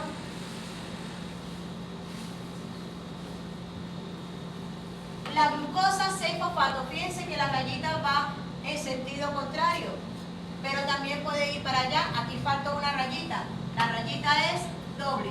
¿Por qué? Porque los isómeros, como muy bien lo mencionó ahorita Daniel, ellos pueden estar en una forma u otra, dinámica. ¿De qué va a depender? De la cantidad que tenga yo de cada uno. Tengo 3 aquí, ellos van a estar, pasa uno, pasa el otro, pasa uno, pasa el otro. Pero me empiezo a consumir uno, el otro va a generar su isómero, para poder mantener el equilibrio. Esa glucosa 6-fosfato, al isomerizar, me forma la fructosa 6-fosfato. Aquí tenemos el dibujito para que vean cómo cambia, cuáles son los grupos que están cambiando de posición. Al isomerizar, esta fructosa 6-fosfato sigue la reacción, es decir, es la que va a utilizar la reacción, es la que se va a fosforilar en la siguiente reacción. Entonces quiere decir que todo lo que me vaya generando glucosa 6-fosfato va a tender a generarme la fructosa 6-fosfato utilizando la isomerasa. Esa fructosa 6-fosfato dijimos que iba a sufrir, ¿no? Sino que simplemente se le iba a adicionar otro grupo fosfato dependiendo del ATP. El ATP pierde un grupo fosfato, se convierte en ADP y la fructosa entonces va a ser fosforilada en la posición 1 y me va a formar la fructosa 1,6-bifosfato. 1 y 2, bifosfato. La siguiente. Seguimos con la fase de lo que llamamos la fase de preparación. Tenemos nuestra molécula bien energética, tiene dos grupos fosfatos. Viene una aldolasa, una enzima aldolasa, y me facilita el rompimiento de esta molécula en dos de 3 carbonos. Aquí tengo 6, aquí voy a tener 3 y 3. Solo que no hay una repartición total y absolutamente igualitaria.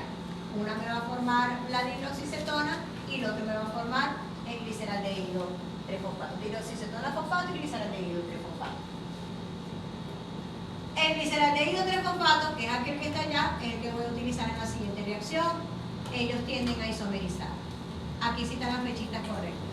Las flechitas van en ambos sentidos, como son isómeros, van a tratar de estar en equilibrio. Pero como me voy a consumir el gliceraldehído 3-fosfato, entonces esta reacción se va a venir para acá a través de la tiosa fosfato isomerasa. La siguiente, por favor. Se tienen que aprender todas las enzimas. Sí. No, mentira, no puede. Son muchas. Sí, sí puede, pero no se las voy a pedir todas. Pero las deshidrogenasas y las quinasas. La isomerasa, si usted me dice que es una isomerasa y no me dice todo el nombre, chévere, pero tiene que saber que hay una isomerización. Tiene que saber que hay una fosforilación a nivel de sustrato. ¿Qué es importante que entiendan ustedes? ¿Qué se tienen que saber? ¿Cuándo ocurre la oxidorreducción que me genera el NADH y en qué momento produzco ATP? Y lo consumo. Ok. Dijimos que ese gliceraldehído 3-fosfato era bastante energético e íbamos a tener nosotros una maravillosa reacción donde íbamos a generar a través de una deshidrogenasa, la llamamos gliceraldehído 3-fosfato deshidrogenasa, esa sí te la tienen que aprender. La gliceraldehído 3-fosfato deshidrogenasa va a oxidar a gliceraldehído y me va a reducir al NAD. Este NAD me va a quedar como NADH. Ok. En esta reacción, nosotros incorporamos un grupo fosfato sin gastar ATP. Por eso es una reacción de ganancia de energía. Es una reacción energética. ¿Qué aprovecho yo? Aprovecho la reacción de óxido-reducción para agarrar ese grupo fosfato e incorporarlo en el gliceraldehído. Es una reacción de ganancia total. ¿Por qué es una reacción de ganancia total? Porque estoy teniendo una molécula que va a tener dos grupos fosfatos altamente energética y además estoy generando el NADH. La siguiente, por favor. Aquí no está el número de moléculas, estamos viendo las reacciones, pero tiene que estar claro. Por cada gliceraldehído se genera un NADH y un gliceraldehído bifosfato. ¿Qué ocurre? Gliceraldehído no, glicerato, bifosfoglicerato. Iba a decir algo y se me fue por la corrección. ¿Qué ocurre? Ya me acordé. Iba a decir algo y hice la corrección y ¡guau! Se me fue. No. Vale. Ah, lo de las dos moléculas. Veníamos con dos moléculas. Parece que una glucosa me va a generar dos bifosfoglicerato, entonces son dos bifosfoliceratos, entonces son dos NADH que voy a generar ahí. ¿Ok? Aquí voy a tener es dos bifosfoliceratos. O como dice aquí, glicerato 1,3 bifosfato. De la manera que ustedes lo quieran decir, las dos están correctas. Este señorito que está aquí es el que yo voy a aprovechar para generar ATP. Fosforilo a una molécula de ADP a través de una quinasa, a través de la bifosfolicerato quinasa, y voy a agregarle un solo ATP al glicerato y me va a quedar como fosfoglicerato, o como dice aquí, glicerato 3-fosfato, y una molécula de ATP. Como son dos que traigo desde una glucosa, son dos moléculas de ATP que se le unen.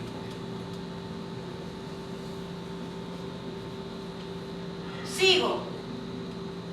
A través de una isomerasa, que llamamos mutasa, cambia la posición del grupo fosfato. Y de la posición 3 va a pasar a la posición 2, como está, tal cual como está aquí.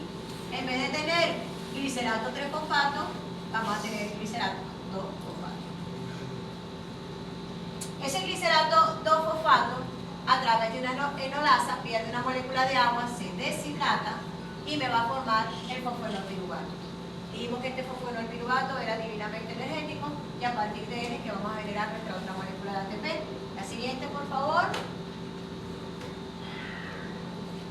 A partir del fosfonolpiruvato voy a hacer una fosforilación a nivel de sustrato, fosforilo el ADP, genero ATP y me va a quedar el piruvato. Vamos a acordarnos en Alba-Calvert de la forma cetónica y la forma enólica.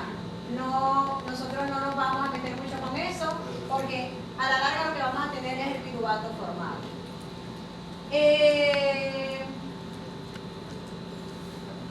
Esta enzima de aquí, ahorita no vamos a hablar de regulaciones, pero esta enzima es sumamente importante para los procesos de regulación.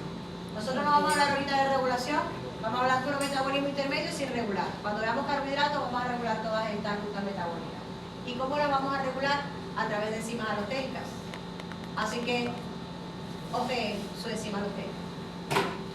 La siguiente, por favor, please. Aquí hablamos un poquito de la regulación, pero no necesito que se la vayan a aprender. Ahorita no. En carbohidratos sí. Normalmente, no siempre, pero es algo que vamos a ver con frecuencia. La primera enzima que participa en la ruta metabólica normalmente es la que es regulada. ¿Por qué? Para que no haya gasto ni de energía, ni de tiempo, ni de metabolitos en la ruta si realmente no la necesito. Entonces, normalmente la ruta metabólica se regula a través de la primera enzima. En este caso, la primera enzima que participaba era la exoquinasa, la que le quitaba el grupo fosfato al ATP y se lo pasaba a la glucosa. Esta exoquinasa es inhibida por dos cosas. Fíjense, glucosa 6-fosfato es el producto de su reacción. Quiere decir que el producto de la reacción de él, cuando suben mucho las concentraciones de glucosa 6-fosfato, es porque no se está utilizando. Entonces le está dando un indicativo a la célula, no la produzcan más porque no la estamos utilizando. Entonces la exoquinasa es inhibida. ¿Qué otra cosa puede inhibir? Puede ser que yo la glucosa 6-fosfato la pueda estar utilizando para otra cosa, porque la puedo utilizar para la ruta de la pentosa fosfato, la puedo utilizar para otras cositas, para generar glucógeno. Pero no tengo exceso de glucosa 6-fosfato, pero tengo exceso de ATP.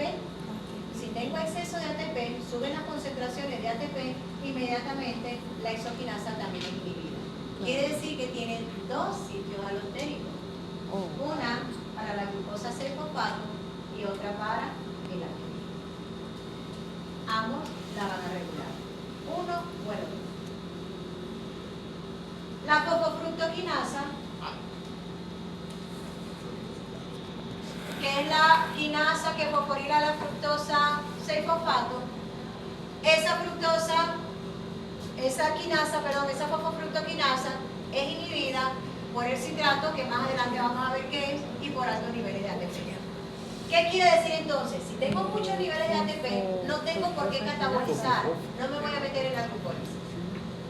Entonces, esa glucosa, en vez de, si tengo mucho ATP, esa glucosa lo que voy a hacer es que la voy a almacenar, me voy por otra ruta metabólica, pero no para generar más ATP.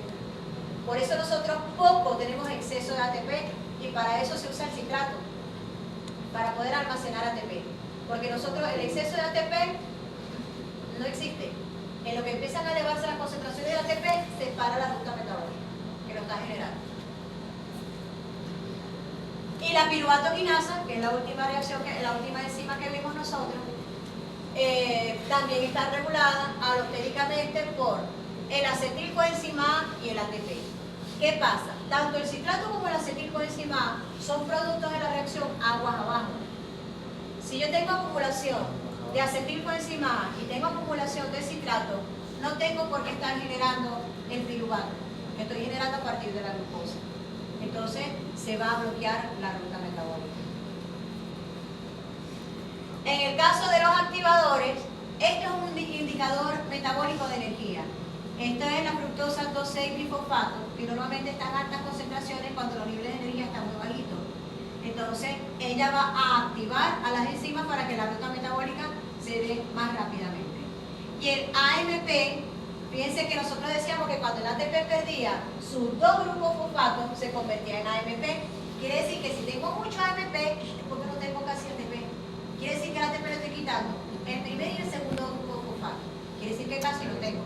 Entonces, el AMP es un regulador alostérico positivo, un activador de la fosfofructoquinasa y de la piruvato-quinasa.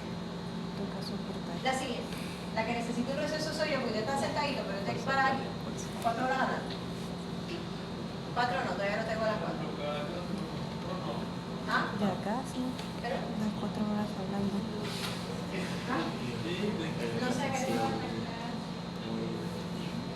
Algo pesado. Ese piruvato que nosotros estamos generando en la glucólisis, fíjense algo que es importante. La glucólisis no le importa si hay oxígeno o no. Ella igual va a generar piruvato.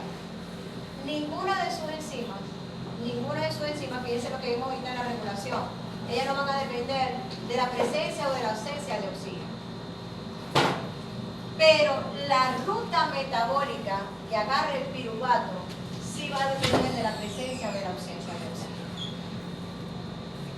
En ausencia de oxígeno, este piruvato se va a ir por vía que llamamos nosotros fermentativa. ¿Qué ocurre allí?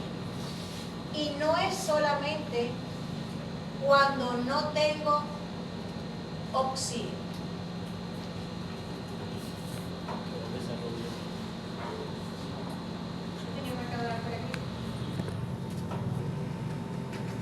Fíjense que yo en la glucólisis,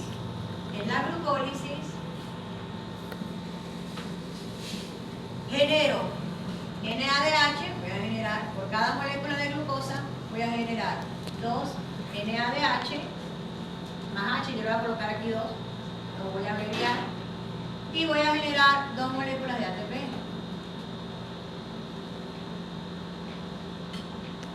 Y los metabolitos productos de la glucólisis directa, que son los 2 piruvatos.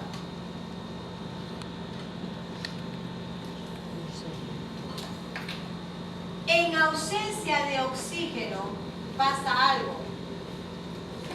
Este NADH se va a la cadena transportadora de electrones y el último aceptor de electrones dijimos que era el oxígeno. Así es.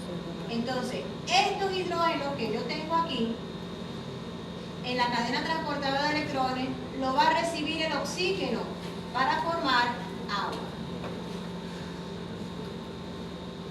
Si yo no tengo oxígeno, si yo quito el oxígeno, no hay quien reciba estos hidrógenos. Entonces yo voy a tener, si yo sigo realizando glucólisis, una molécula y otra, se me van a incrementar los niveles de NADH.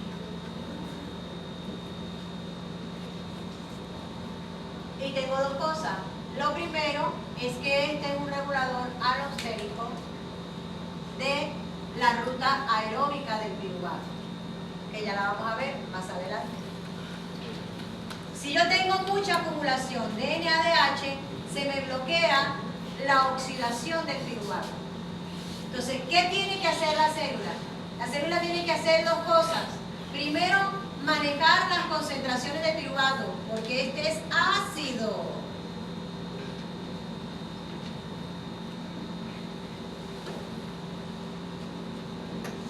Y si es un ácido, entonces va a tender a bajar las concentraciones a bajarme el pH, y si me baja el pH, me puede alterar todo mi metabolismo celular. Y ese piruvato lo voy a sacar de la célula y me va a acidificar la sangre. Entonces, ¿qué hace la célula?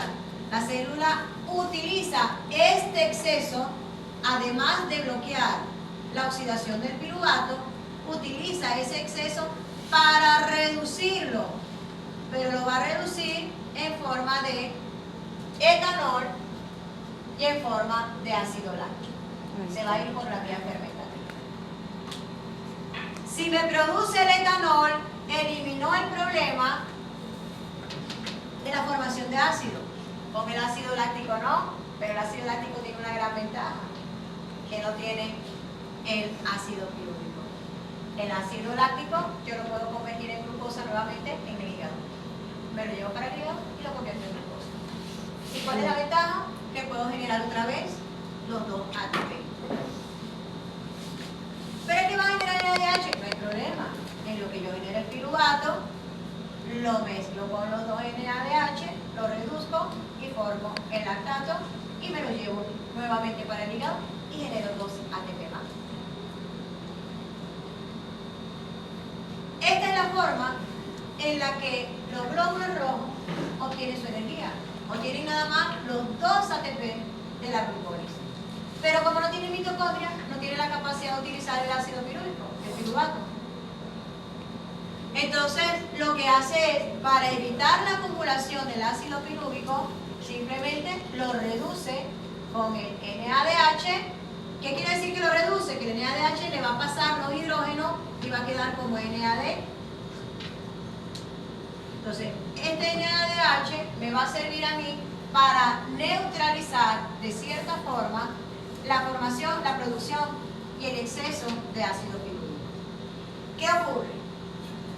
No todos los organismos pueden hacer fermentación alcohólica, ni todos los organismos pueden hacer fermentación. Entonces, algunos toman por esta vía metabólica, energéticamente es bastante factible. El etanol hay que procesarlo. ¿Por qué? Porque el etanol para muchos organismos, incluyéndonos nosotros, es tóxico. Entonces me tengo que ir por otra ruta metabólica para poder eliminarlo.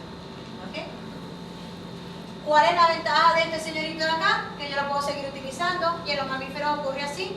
Yo lo voy a seguir utilizando para generar más glucosa y generar los dos ATP. Hasta que esto de aquí vuelva a la normalidad. Ahorita hay una discusión entre los bioquímicos que trabajan con el metabolismo del ejercicio, porque antes se decía, cuando hay un ejercicio intenso, se produce mucho ácido láctico. ¿Por qué? Porque no le da chance al organismo de llevar suficiente oxígeno a los músculos esqueléticos, las piernas y los brazos, que son los que más se mueven, los que más se ejercitan. Y entonces va a haber una acumulación del ácido pirúvico, porque al no tener oxígeno yo no puedo llevar este NADH, ni el ácido pirúvico se va a ir por la vía oxidativa. Mientras no haya oxígeno, la ruta del oxidativa está bloqueada. Enzimáticamente está bloqueada. Entonces, ¿qué pasa? En el ejercicio intenso, sobre todo lo que llamamos el ejercicio anaeróbico, que es el ejercicio que hacemos con mucha repetición y sin tanta respiración cardiovascular, entonces se genera el ácido láctico.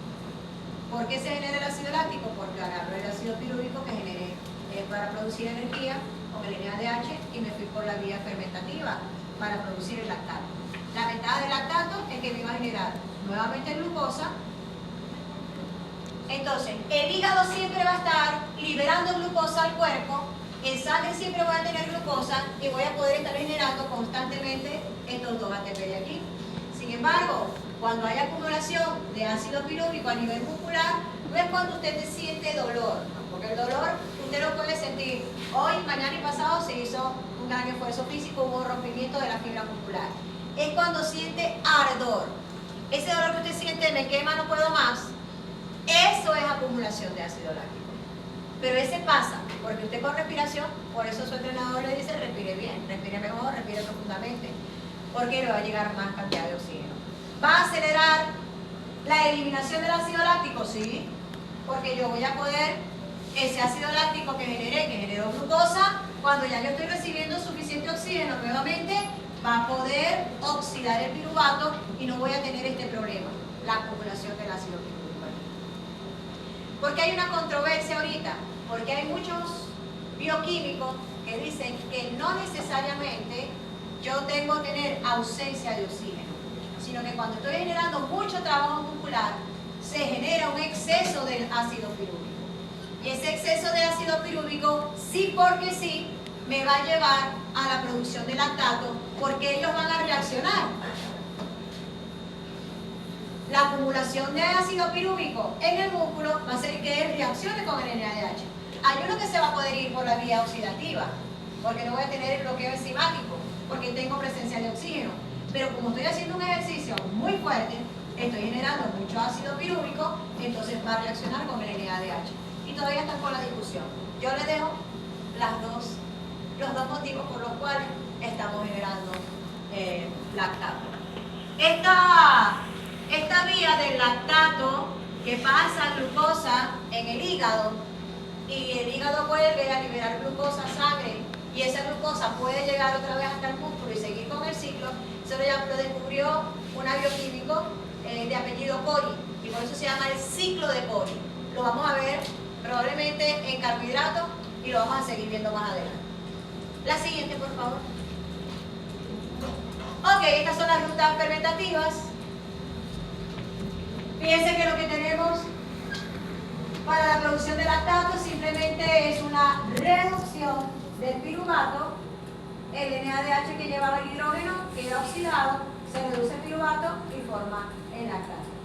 Por una vía distinta, con una enzimas diferentes, yo puedo generar entonces la fermentación alcohólica. Igualmente, yo voy a reducir el piruvato, pero en este caso no se va a formar el ácido láctico, sino que voy a generar el etanol. ¿Por qué? Porque de manera concomitante, es decir, simultáneamente va a haber un proceso de decarboxilación y entonces lo que voy a generar es una molécula de 2 carbonos que es el etanol. Y mientras que el lactato igualmente tiene sus 3 carbonos. Cuando yo tengo la presencia de oxígeno, entonces ese piruvato es oxidado totalmente hacia agua y dióxido de carbono a través de 2 rutas metabólicas o de 2, 3 a partir de la decarboxilación del piruvato, decarboxilación oxidativa del piruvato.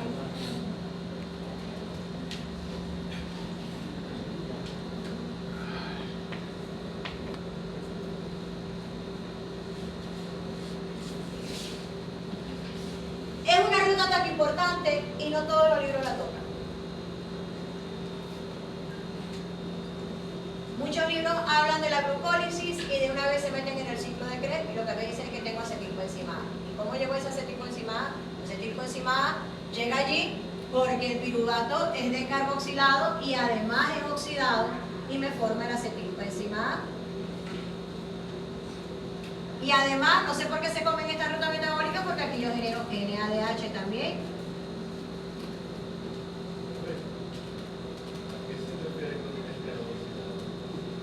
Decarboxilado, ¿a qué te suena? Si yo te digo una leche delactosada, ¿qué significa? El lactosa. Y si yo digo decarboxilación, ¿qué será? Le quito un dióxido de carbono. O un grupo carboxilo como dióxido de carbono. Wow. Cítrico reino. Ese acetilcoenzima A es el que va a entrar al ciclo de Krebs.